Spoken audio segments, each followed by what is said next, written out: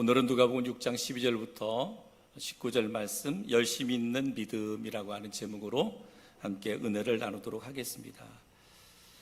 예수님께서 산에 가셔서 밤이 맞도록 기도하신 것은 누군가를 사도로 세우시고자 하는 그런 결정을 하기 위해서 산에 올라가셔서 밤이 새도록 그렇게 기도를 하셨습니다. 예수님도 일꾼을 세우실 때 기도하고, 정말 기도하고 일꾼을 세우셨다라고 볼 수가 있습니다. 주님께서 세리 레위의 집에서 음식을 잡수실 때에 바리새인들과 서기관들이, 예수의 제자들이 금식하지 않는다고 시비를 걸었잖아요.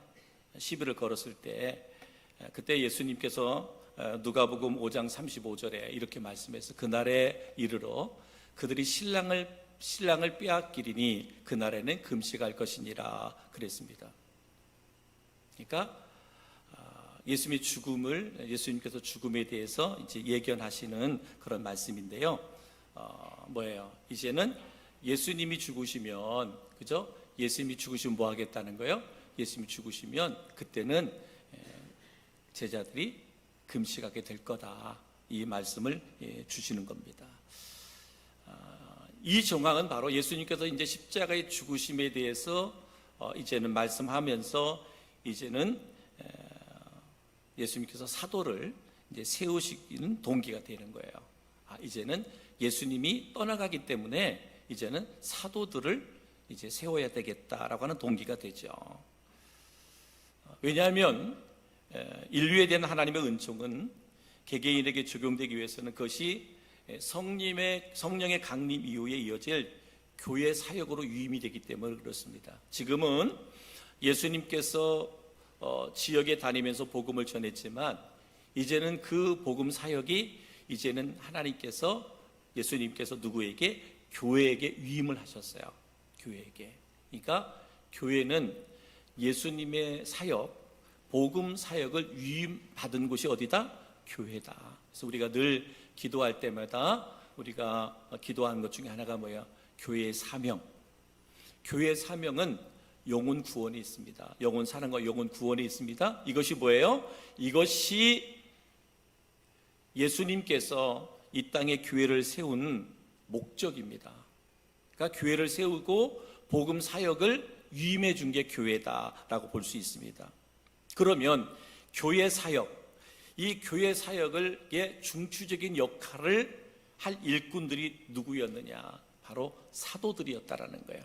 그래서 예수님께서 이제는 죽으실 때가 되었기 때문에 이제는 그가 기도하고 그 다음에 사도들을 세우는 그러한 모습을 오늘 우리가 함께 읽었던 누가복음 6장 12절부터 19절 말씀 속에서 교훈하고 있습니다. 사도들이 이제 소명을 받게 되는데요. 사도들의 소명, 누가복음 6장 12절로 13절 말씀에 보니까 이때에 예수께서 기도하셔서 산으로 가서 밤이 새도록 하나님께 기도하시고 밝음에 그 제자들을 부르사 그 중에 12를 택하여 사도라 칭하였으니 라고 말씀하고 있습니다. 그죠? 예수님이 밤새 기도하시고 날이 밝을 때 제자들 가운데 12명을 택하였어요. 예수님의 제자들은 많았습니다. 많은 사람들 가운데 12명을 이렇게 제자로 택하셨습니다. 여러분, 소명은 우리 개별적으로 하셨거든요. 한 사람 한 사람에게 소명을 주셨지만 그러나 사도로 세우실 때는 모든 제자들 앞에서 공적으로 이렇게 선포하셨어요. 사도 한 사람 한 사람의 소명은 따로 주님께서 주셨지만은 사도로 세울 때는 모든 사람들 앞에서, 모든 제자들 앞에서 공적으로 하셨다. 여기서 주님께서 사도로 소명하신 데에는 하나의 공통점이 있었어요. 하나의 공통점이 있었는데 그 공통점이 어떤 거였냐면 그 제자들, 사도들이 삶의 현장에서 열심히 일하고 있을 때 소명을 받았다는 거예요. 열심히 사도로 부름받은 보니까 삶의 현장에서, 그들의 삶의 현장에서 열심히 하는 사람들을 그들에게 소명을 주셨고, 그리고 사도로 그들을 세우셨다라고 말씀하고 있습니다. 한마디로 말하면 열심 있는 자를 일꾼으로 선택했다라고 하는 거죠.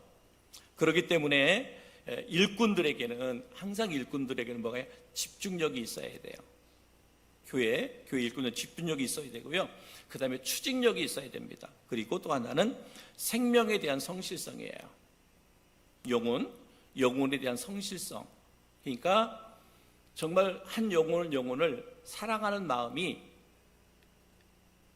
정말 끝까지 중간에 포기하지 않고 그 영혼을 위해서 끝까지 부르짖고 전도하고 세워줄 수 있는 그러한 사람에게 소명을 주셨고 사도로 일꾼으로 부르셨다라고 하는 것을 볼 수가 있습니다.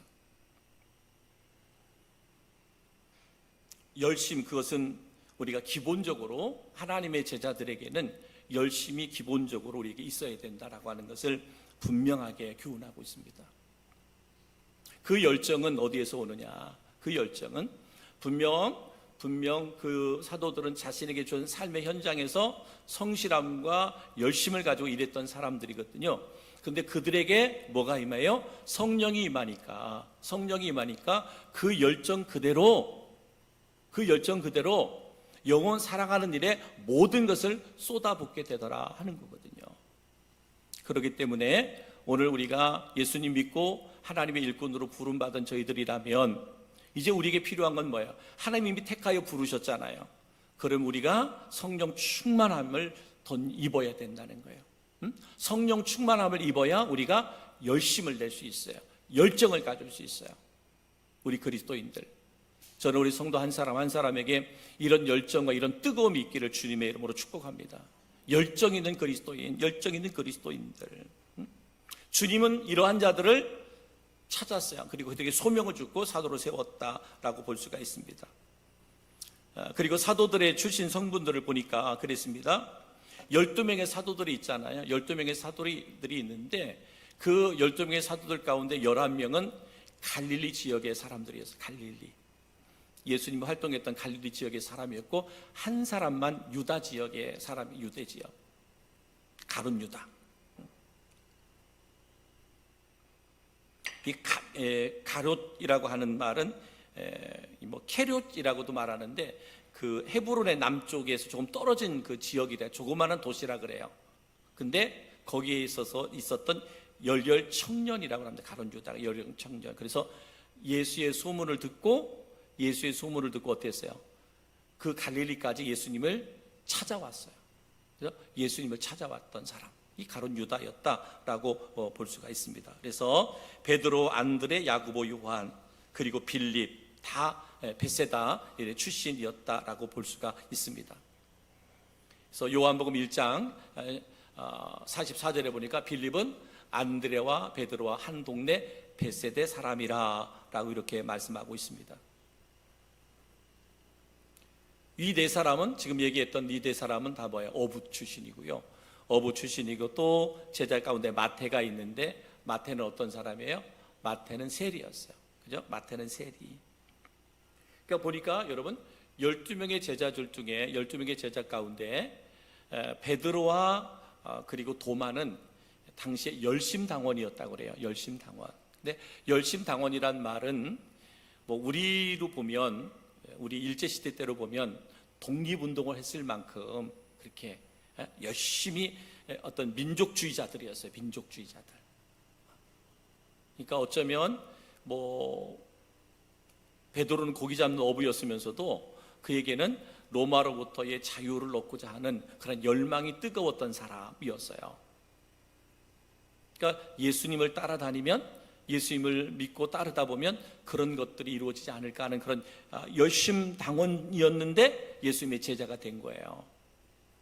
근데 꼭 그 중에 누가, 마태는 누구라고 그랬어요?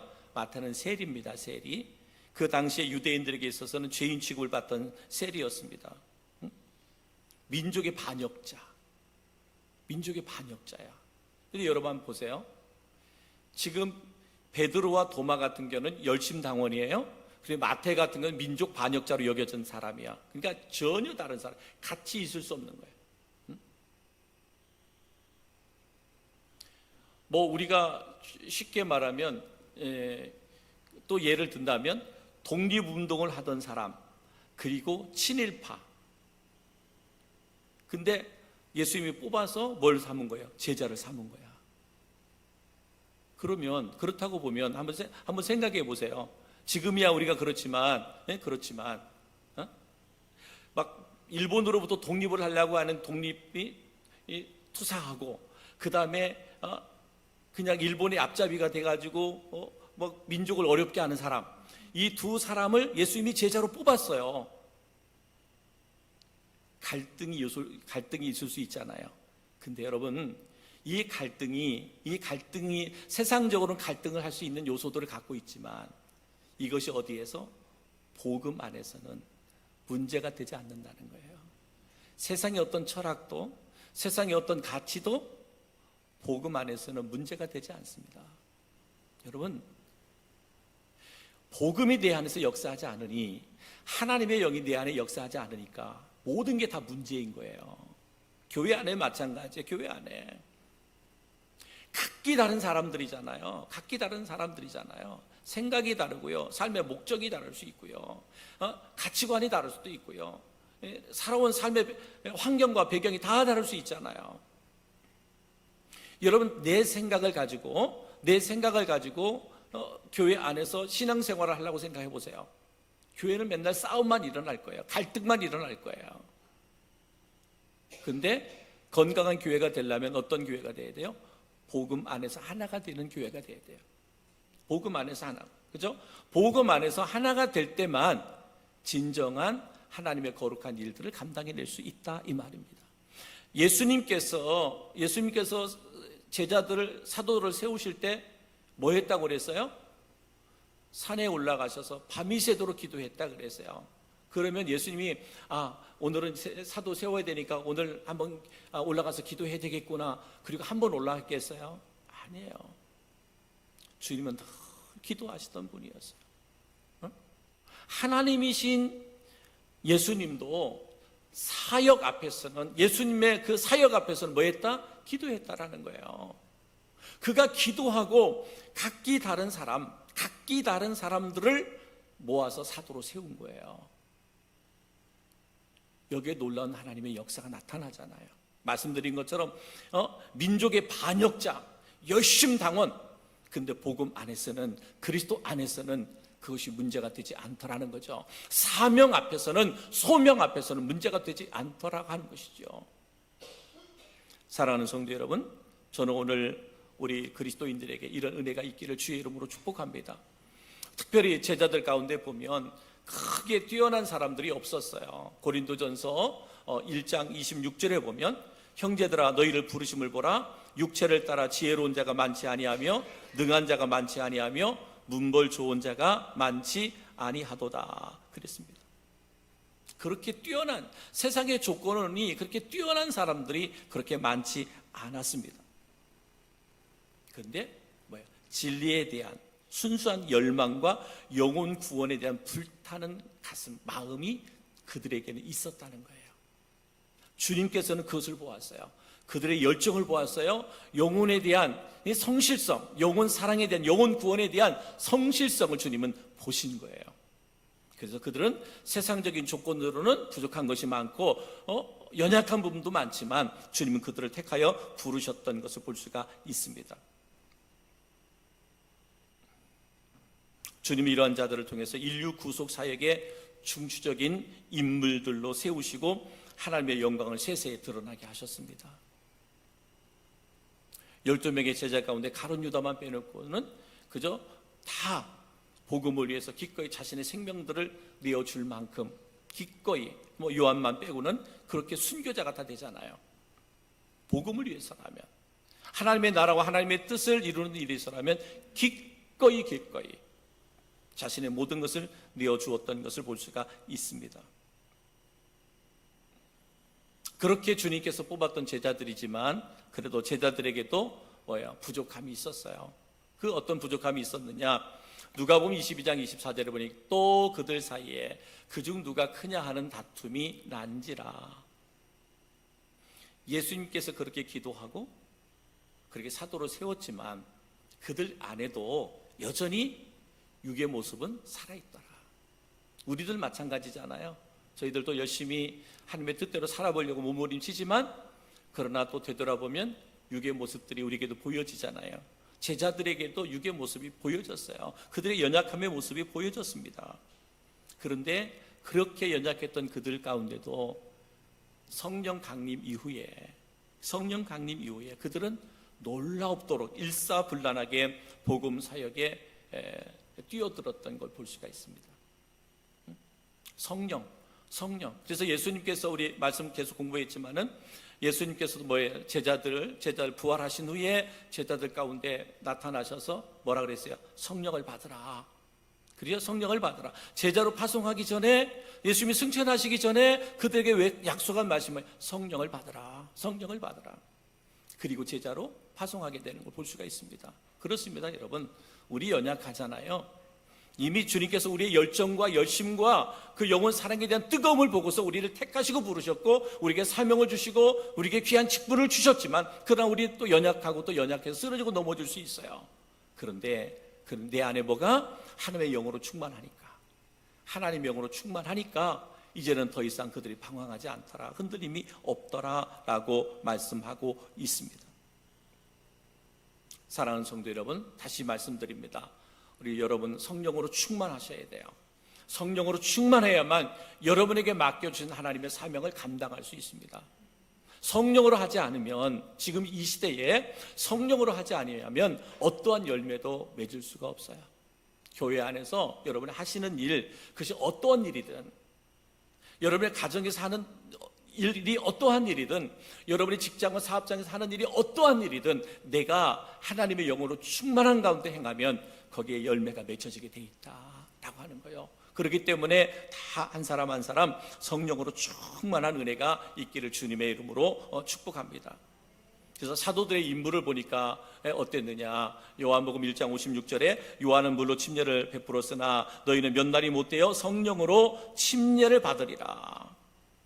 그러면서 뭐라 그랬어요? 땅끝까지 이르러 내 증인이 되라 라고 하는 사명을 우리에게 허락하신 것을 볼 수가 있습니다. 우리 잘 아는 말씀인데 우리 사도행전 1장 8절 말씀 함께 읽어볼까요? 시작. 오직 성령이 너희에게 임하시면 너희가 권능을 받고 예루살렘과 온 유다와 사마리아와 땅끝까지 이르러 내 증인이 되리라 하시니라. 뭐하면?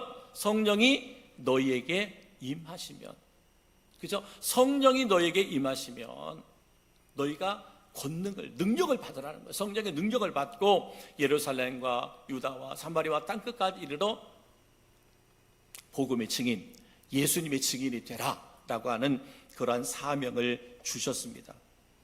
복음을 전하는 사명뿐만 아니라 또 예수님께서 우리에게 주신 또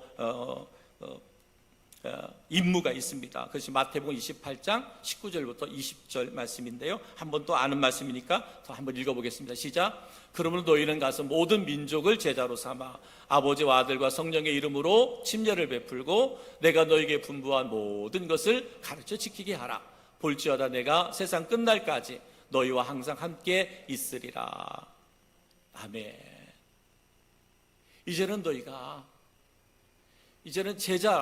민족으로 제자를 삼으라는 거죠. 이제는 지역뿐만 아니라 우리가 세계 열방을 가슴에 품고 이제는 나아가서 복음을 전하라는 거죠. 성령의 이름으로 침례를 베풀고 내가 너에게 분부한 모든 것을 가르쳐 지키게 하라. 이 말은 너희가 또 제자를 삼으라는 얘기잖아요. 복음을 전해서 그 사람을 구원시키는 것뿐만 아니라 이제는 그들을 누구의 제자로? 하나님의, 예수님의 제자로 삼으라는 거예요. 왜? 그들을 통해서 또 다른 복음이 증거되어져야 하기 때문에 그렇습니다. 그런 자들에게 하나님 뭐라 그랬어요? 그들과 함께 하겠다. 그죠? 세상 끝날까지 너희와 항상 함께 있으리라 라고 말씀하고 있습니다. 그렇습니다. 여러분, 교회를 향한, 우리 성도들을 향한 하나님의 궁극적인 목적이 있습니다. 영혼 구원에 있죠? 마가복음 16장 15절 16절 한번 더 읽습니다. 시작. 또 이르시되 너희는 온 천하에 다니며 만민에게 복음을 전파하라. 믿고 침례를 받는 사람은 구원을 얻을 것이요 믿지 않는 사람은 정죄를 받으리라 말씀했습니다.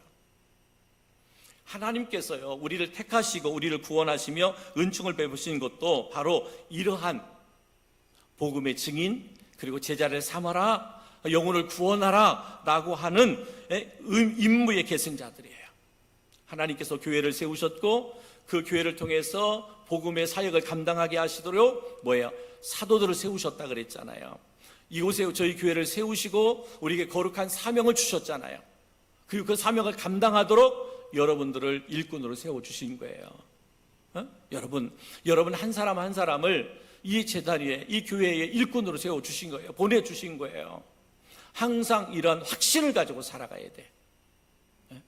그러니까 여러분 우리가 건성건성으로 교회 다니면 안 되는 거예요. 사명 갖고 신앙생활을 해야 돼요. 사명 갖고 영국의 유명한 설교가 조셉 엘리인 목사님이 회개의 경종이라고 하는 이 책에서 이런 말을 했습니다. 어느 정도의 종교 생활에 만족하는 자들은 참 은혜를 받지 못한 자이다, 이런 말을 했어요. 어느 정도의 종교 생활에 만족하는 자들은, 그러니까 종교 생활에 만족하는 자들은 참 은혜를 받지 못한 자이다 그랬어요.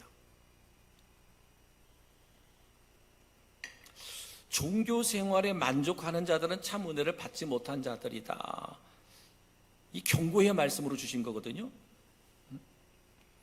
이 말은요 자기 생각에 이 정도면 구원받았을 것이라고 간주하면서 더 이상 믿음에 열심을 내지 않는 자들에 대한 권고의 말씀이에요.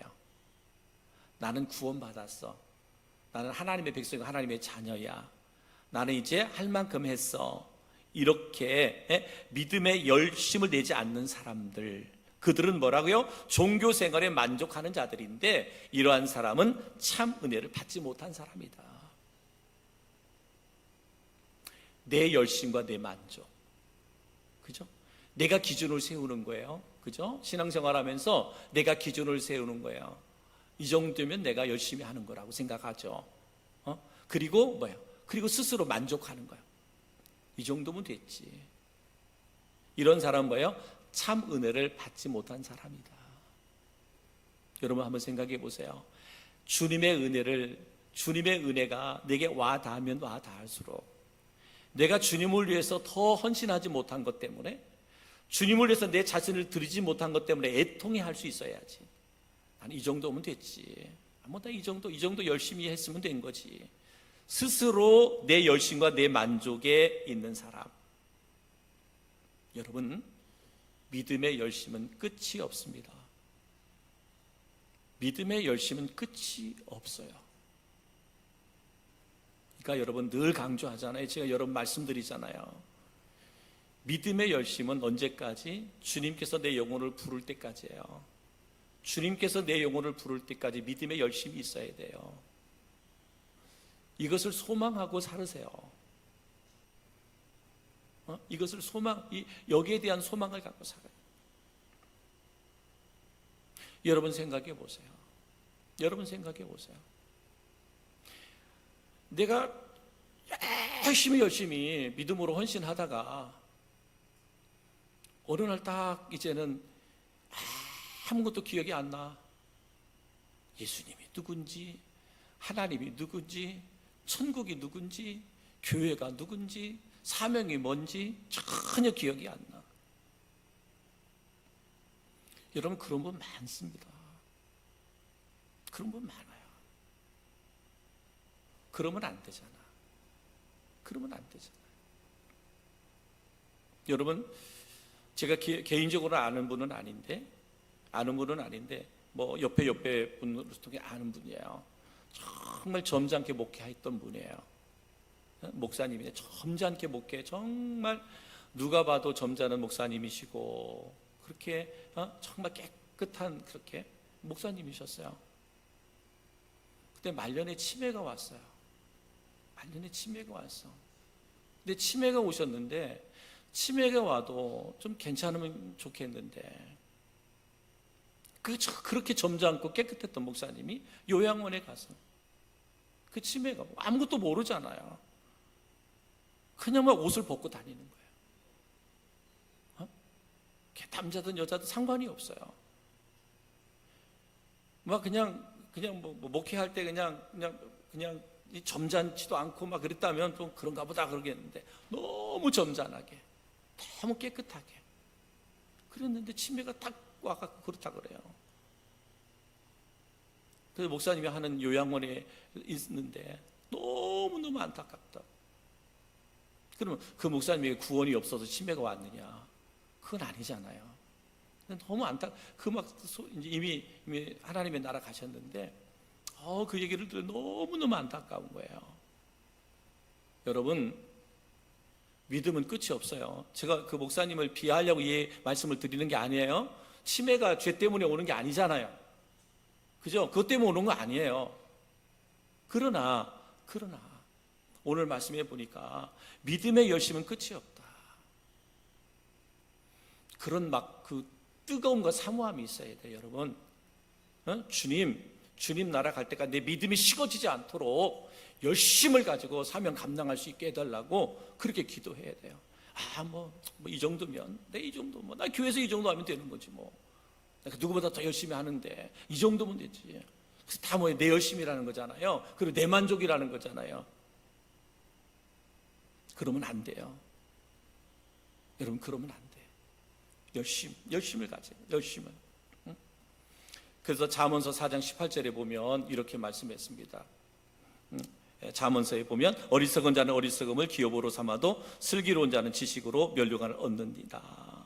그래서 성경에 보니까 믿음의 열심을 낸 사람에 대한 기록이 있는데, 바로 예수님의 말씀을 듣기 위해서 애썼다라고 이렇게 성경이 말씀하고 있어요. 누가복음 6장 17절에 보니까 예수께서 그들과 함께 내려오사 평지에 서시니 그 제자의 많은 무리와 예수의 말씀을 듣고 병 고침을 받으려고 유대 사방과 예루살렘과 두로와 시돈의 해안으로부터 온 많은 백성도 있더라 그랬어요. 예수님의 말씀을 듣기 위해서 애썼다는 거예요. 예수님의 말씀, 하나님의 말씀을 듣기 위해서 애썼다라고 성경은 말씀하고 있습니다. 여러분, 현재와 같은 편리한 교통수단이 아니었잖아요. 서민들이 말을 타거나 또한 마차를 타고 여행할 수 있는 데가 아닙니다. 그들 하루 종일 걸어서, 여기 보니까 뭐라고 했어요? 예루살렘과 두로와 시돈과 해안으로부터 이 갈릴리 예수님이 사역하는 데까지 올라면요, 그때 당시 오면 하루 이틀에 와서도 안 되잖아요. 그 사막을 넘고 넘어야 되잖아요. 엄청나게 힘든 거리예요. 근데 거기를 뭐 했다고요? 예수의 소문을 듣고 말씀 들으려고 왔다는 거잖아요. 그게 열심이죠. 열심. 열심입니다. 말씀을 듣기 위해서 시간을 드리고 몸을 드리고 또한 그들의 모든 삶을 드렸어요. 그러니까 하나님의 말씀을 듣는 일에 어떠한 대가를 치르고라도 말씀은 들을 만한 가치가 있다라는 거예요. 하나님의 말씀은, 여러분, 하나님의 말씀을 여러분 이제 우리가 묵상할 때 하나님의 말씀, 여러분이 모든 것들을 다 포기할 정도로 그 말씀을 사모할 만한 가치가 있는 게 하나님의 말씀이에요. 하나님의 말씀. 그러니까 예수님의 말씀을 들으려고 그렇게 됐잖아요. 그래서 말씀에 대한 가치가 로마서 10장 17절에 이렇게 나와 있습니다. 믿음은 들음에서 나며 들음은 그리스도의 말씀으로 말미암음이니라. 사랑하는 성도 여러분, 말씀을 들을 수 있는 기회에 많이 들으시기를 바랍니다. 설교를 통해서도 말씀을 들을 뿐만 아니라 여러분 시간 될 때마다 말씀을 묵상하세요. 이제 뭐 사실 그렇잖아요. 연세 드신 분들은 참 듣고 싶어도 읽고 싶어도 막 눈 때문에 못 읽고 그러잖아요. 그렇잖아요. 근데 여러분, 힘들으니까 읽지 말고 하지 말은 게 아니에요. 정말 힘들 때, 성경 한 구절을 읽는 것도 힘들 때, 여러분 힘든 눈으로 성경을 읽을 때 그 말씀의 은혜가 우리 가운데 더 깊이 와닿을 수 있습니다. 말씀 있는데 막 빨리빨리 읽을 수도 있는 그런 분들도 있고, 근데 정말 눈이 침침해서 말씀을 잘 읽을 수 없을 수도 있어요. 근데 그렇다고 해서 말씀 묵상하는 일을 게을리 하지 말라는 거예요. 어떻게 말씀을 묵상할지라도 말씀은 우리가 모든 것을 들여서 읽을 만한 가치가 있는 것이다. 말씀에는 능력이 있다. 말씀에는 권세가 있기 때문에 그렇습니다.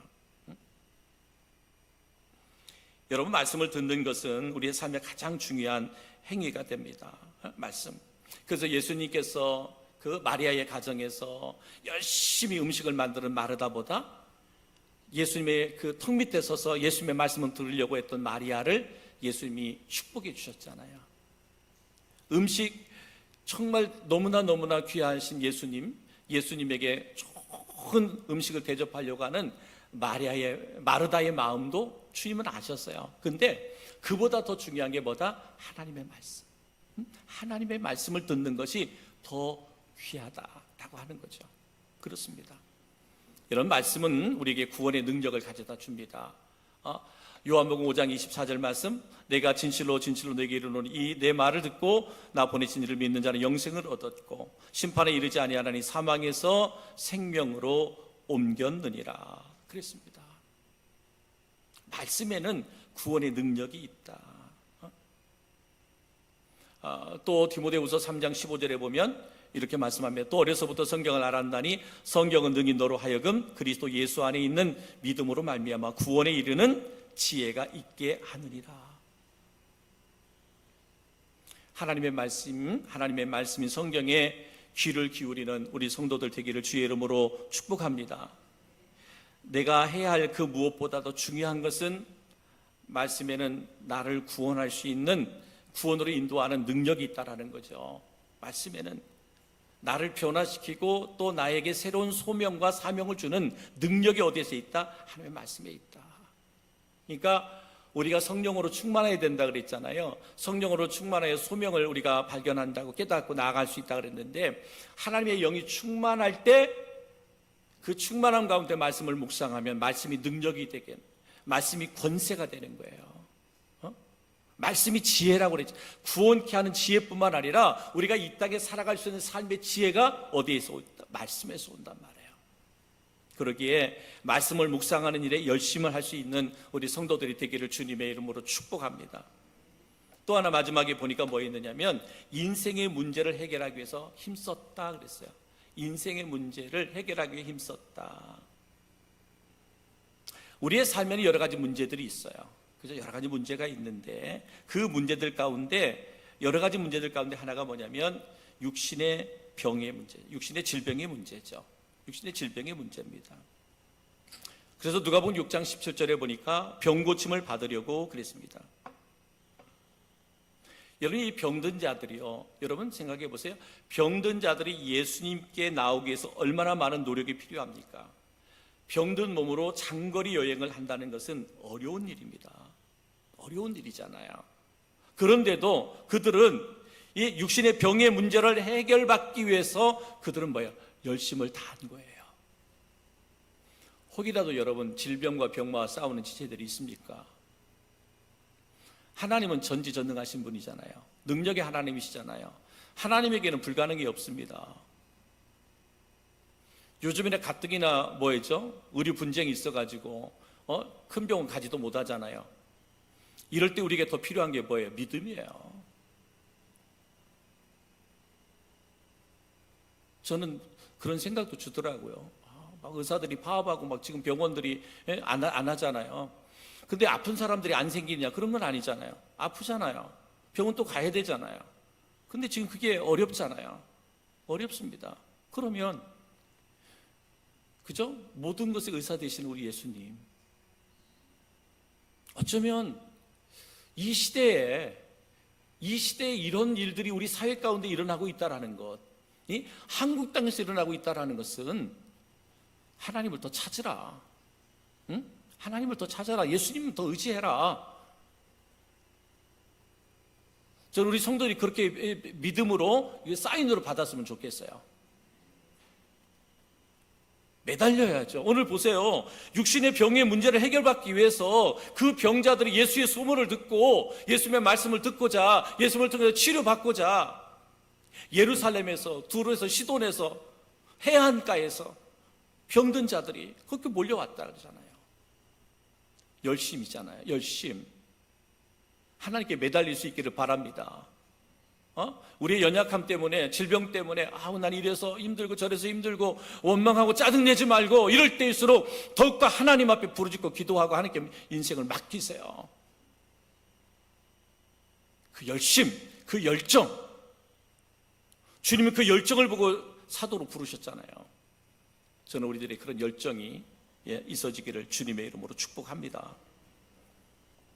마태복음 11장 28절 말씀, 수고하고 무거운 짐진 자들아 다 내게로 오라, 내가 너희를 쉬게 하리라. 수고하고 무거운 짐, 여러분이 질병의 그 무거운 짐이 있습니까? 질병의 무거운 짐이 있다면 두려워하지 말고, 걱정하지 말고, 염려하지 말고 믿음을 갖고 하나님 앞에 나오면 여기 보면 너희를 쉬게 하리라. 이거를 우리가 믿음으로 취하면 내가 너희를 치료하리라, 내가 너희를 치료하리라, 이렇게 받으면 되잖아요. 질병과 병마 때문에 무거운 짐에 매여 있는 자가 있다면 믿음으로 하나님께 나와라. 그러면 내가 너희를 치료해 주겠다. 이 말씀을 이렇게 믿음으로 취하세요. 믿음으로 취하라 말이죠.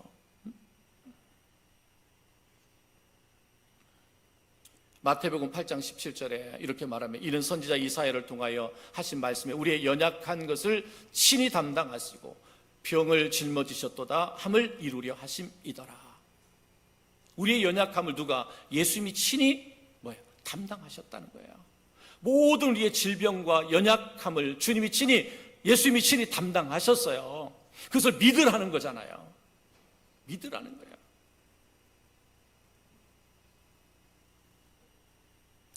또한 영적인 문제를 해결하기 위해서 애썼습니다. 영적인 문제.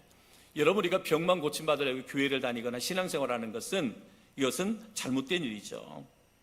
예수님께서는 영적인 질병의 문제뿐만 아니라 영적인 문제도 해결해 주셨는데, 누가복음 6장 18절에 이렇게 말합니다. 더러운 귀신에게 고난받는 자들도 고침을 받은지라. 더러운 귀신, 이게 영적 싸움이잖아요. 영적 싸움에 사로잡혀 있는 자들에게도 고침받는 은혜와 역사가 있었습니다. 영혼의 문제. 여러분, 영적으로 공고하고 메마른 영혼이 있다면 여러분, 주님 앞에 나아오는 그 열정이 있어야 돼요. 뜨거움이 있어야 돼요. 영의 문제를 어떻게 여러분 스스로 해결할 수 있어요? 주님만이 해결할 수 있잖아요. 하나님만이 해결할 수 있잖아요. 내 영혼의 문제뿐만 아니라 내 가족과 내 자녀들의 영혼의 문제, 여러분이 해결할 수 있나요? 내가 안 되잖아요. 하나님이 하실 수 있잖아요.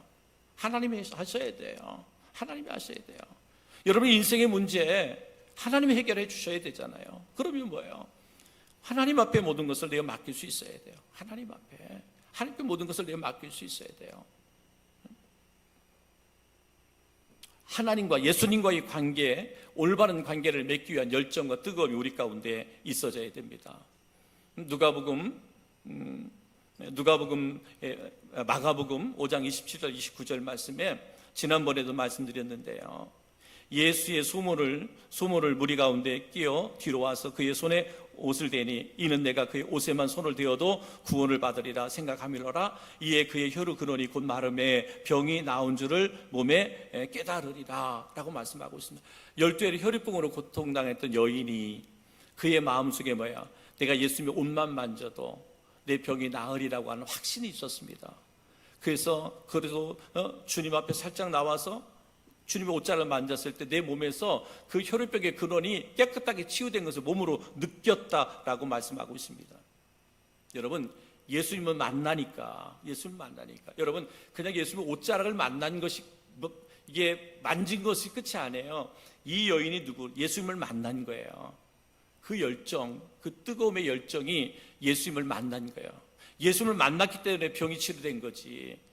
예수님의 옷이 그 병을 치료했나요? 아니잖아요. 예수님의 능력이 그를 치료한 거잖아요. 그건 뭐예요? 예수님을 만났다는 얘기잖아요.